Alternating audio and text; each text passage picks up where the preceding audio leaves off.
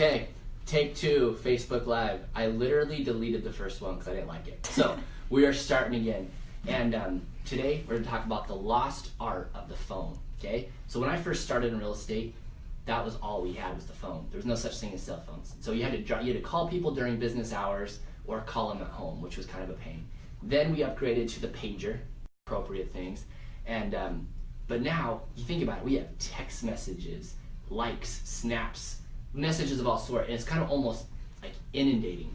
But the phone is still critical. So when you look at this like successful marketing checklist, the pillars of marketing, phone is still one of the most important 4 pillars, okay? So agents don't like the phone. I know that's weird because we're always on the phone talking to other agents, but we get call apprehension, and sometimes we're afraid to actually do it. So what do you say when you're calling people? I think it's almost easier to say, what do you not say? So the idea is you're not trying to sell them. It's a long runway.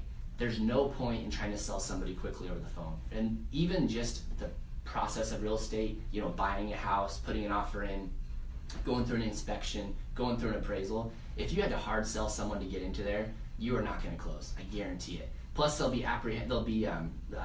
you know, people won't appreciate it later if they feel like they've been sold into something. So forget your scripts. You do not need scripts to do this. You're not trying to sell them. They're too smart. Think about dating, okay? When you were dating, you didn't hard sell somebody. You didn't have like, you know, some sort of like script you were working on your spouse or your girlfriend or boyfriend or whatever. You just developed a relationship. That's it. That's the same thing we're doing here with marketing with the phone, is you're just trying to develop a relationship. Now, if you really can't think of anything to say, think of Ford. Not the old pickup trucks, but the word Ford, F-O-R-D. F is for family. So if you can't think of anything, talk about their family, ask about their family. O, occupation.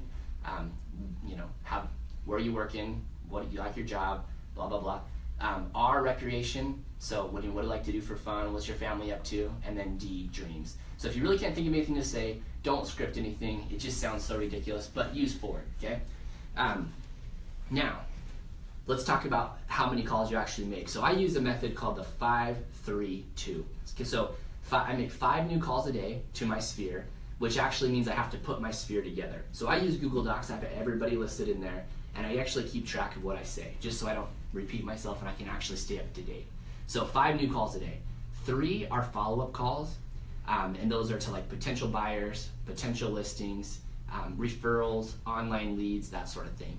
And then 2 are people to industry, like within industry, builders, developers, other agents within my brokerage, outside my brokerage, whatever. Just because, and I usually use those ones to start. So on the beginning of the day, I'll actually start with those guys just to get myself in the habit of calling, and then from there I'll keep going, because it really is one of the most effective ways.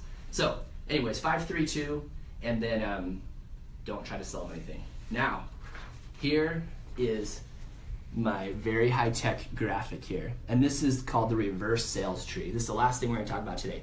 This is pretty sweet. So I sold Jim and Michelle this beautiful house. It has a door, 2 windows, and no backyard, no skywalk. It's no garage. It's kind of basic. But anyways, what I did is I called Mark, who introduced me to them, and I said, thank you so much for introducing me to them. Send him a thank you note. I'll try to take the guy out to lunch as well, right? Now, Mark and Denton technically didn't introduce me to Mark, but they both know these guys, so the same thing. I'll do the exact same thing with Denton, okay? So this will be one of the calls I'll make. And then if I could remember who it was that introduced me to Denton, that's where I'd go as well. So that's the idea of the reverse call tree, is that you're constantly rewarding and helping those guys remember they gave you referrals and that it went successfully. So anyways, hope you guys like this video. Just a short video on calls. Don't be afraid to make calls. It's how you develop those relationships. Talk to you soon.